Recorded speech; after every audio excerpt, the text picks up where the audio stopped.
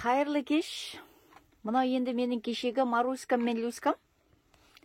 Бүгін 3-ші күн 12-ші қаңтарда алып келдім. 23-ші жыл 12-ші қаңтар 23-ші жыл алып келдім. Содан міне бүгін 15-і 3 күн болды. Шөптерін жеп, овес сұлыны беріп атырым таңертең кешке. Оны жақсы жеп тұр. Суларын міне жылы су, үстін шөпті жүріпті, жылы суды үйден әкеліп, жылы суын ішіп. Мынау кеше басқа қорада тұрды.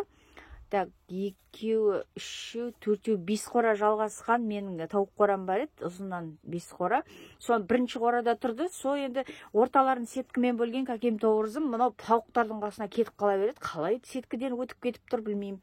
Сонымен бер қарай өздерін жеке шығардым. Мынандай қызыл лампочка қойдым да, жылу беретін кішкентай қора.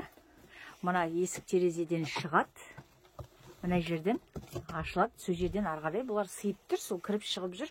Бүгін ауласында шықты, сыртқа ұстадым, кішкене ауласында жүріп, шөбін жеді, суын ішті, су қатып қалған екен. Енді үйден қазір жылы су әкеліп ішке қойдым.